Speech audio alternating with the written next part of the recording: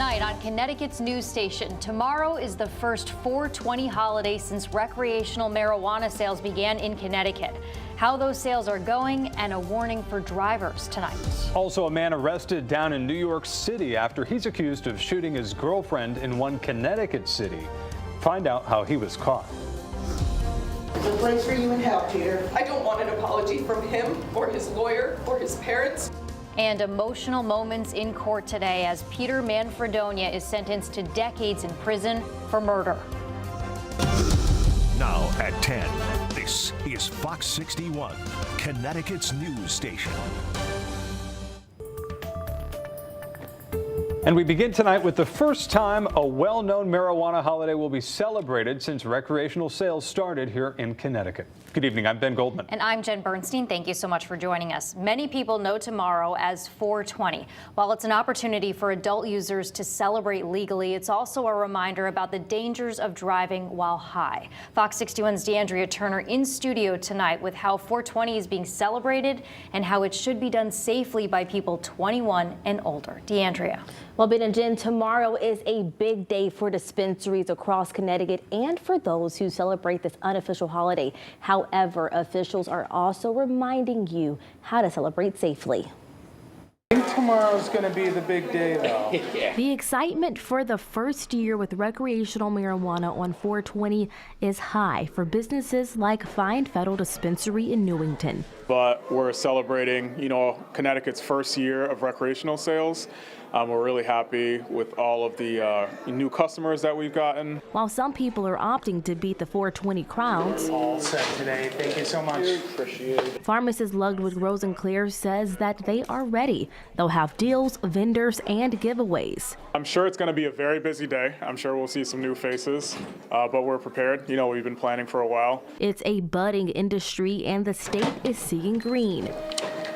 The combined sales for adult use cannabis and medical marijuana totaled for more than $22 million in the month of March, and the sales are continuing to increase each month, making 420 an even bigger celebration. I'm really glad to see Connecticut celebrating its first 420. After work, we're going to blaze it up and have a good old time. Maybe order some food, have some friends over, order some food, watch some TV, and just chill. But for those celebrating, officials are stressing the importance of driving sober and not lighting up before starting up their vehicle. They're going to be consuming alcohol, they're going to be consuming cannabis. Please plan ahead. Please plan a safe ride home. Do not get behind the wheel if you're impaired. You can kill yourself or somebody else.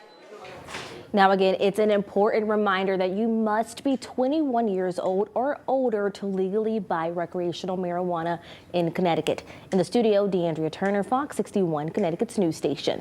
All right, DeAndrea, thank you. Let's get to the forecast here. A pretty typical April day and night out there, but things will be warming up. Yeah, these are good changes. We want to check in with Chief Meteorologist Rachel Frank for a first check of the forecast. Rach. Yeah, warmer temperatures tomorrow afternoon and especially on Friday afternoon. But first, we have to get through a chilly night tonight. 46 degrees in Hartford. Right now, we're in the mid-40s for the New Haven area and upper 30s already in Waterbury and Torrington, a sign of what's ahead as we head through the evening tonight. Here's a look at low temperatures as we head towards daybreak tomorrow. So a chilly start to the day. There could even be areas of patchy frost to start off the day tomorrow. Along the shoreline, no frosty spots to start off the day, though. And as we head through the morning, there will be more clouds out there, and there is a chance for an isolated shower or a sprinkle. Most of the state will stay dry, though. This will be as a warm front moves through the area. After the warm front moves through, we'll see clouds breaking for sunshine, and high temperatures will climb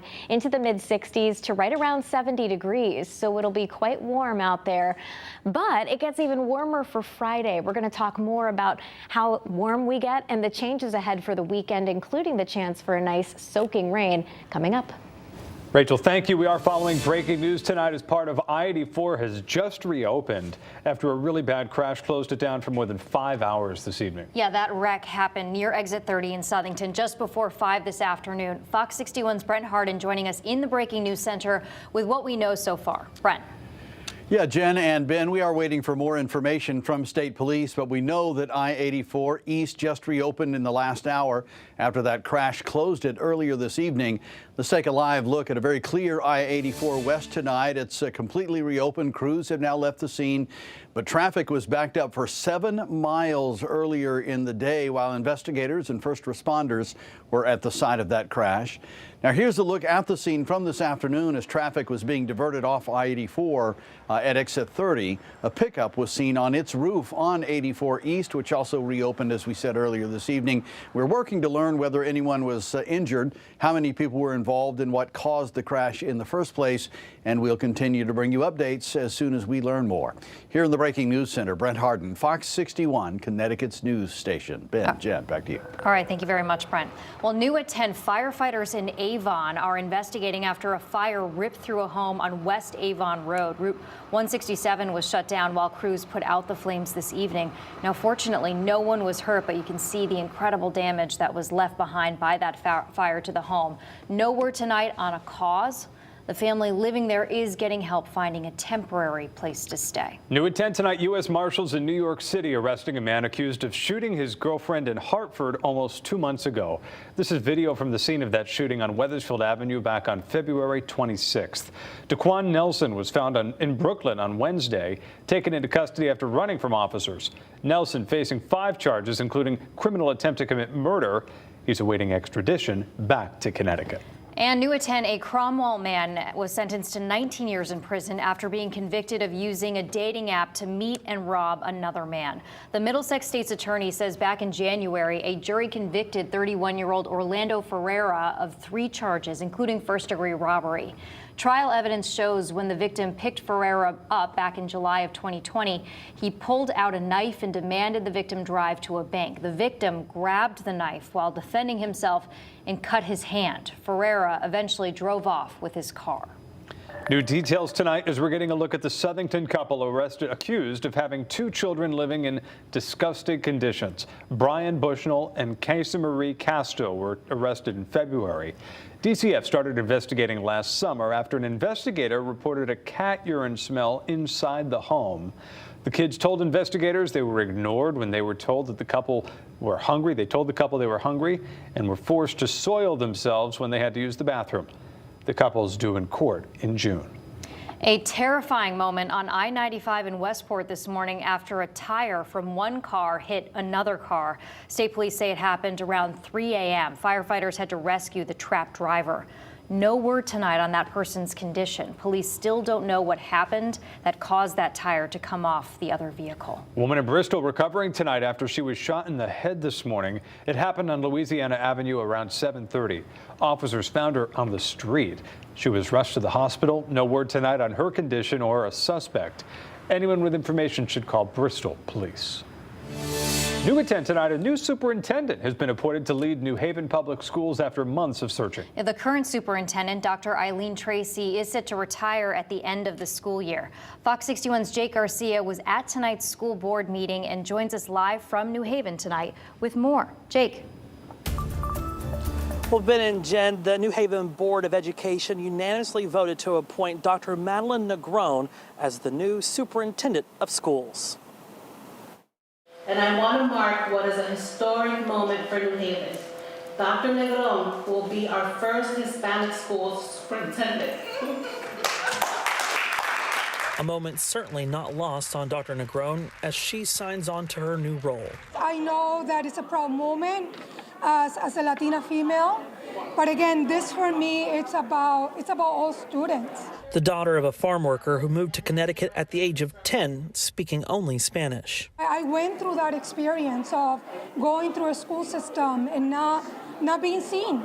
I want environments where every child feels like they belong, because they all belong in our classrooms. With 25 years in education, Dr. Negron has served as a teacher, principal, and most recently the deputy superintendent in Hartford. The board president said finding someone who could relate to the entire district was important during the search. The fact that we are now 48% Hispanic, and so it was important to us that the next superintendent was also Spanish speaking at the very least. Taking the helm of the New Haven Public Schools comes with challenges that she is ready to face, but she knows she has some learning to do. I'm going to be identifying, number one, what are the strengths in the district so I can build upon those. Yes, I will be looking to identify what are the challenges, and then based on what I'm hearing from the entire community, start to work on that collaboration that is going to be needed to address those gaps. And the mayor of the Elm City believes she's the right person for those challenges. Having a superintendent, not only that's able to interact with everyone in the district because she's bilingual, but also someone that understands what many kids in our community are going through, facing really, really challenging circumstances. I think that compassion, that ability to connect is going to serve us really well. And Dr. Negron will officially take over on July 1st and serve in that role for the next 3 years. Coming up at 11, we'll tell you how parents and students can meet the superintendent-elect tomorrow. Live in New Haven, Jake Garcia, Fox 61, Connecticut's news station.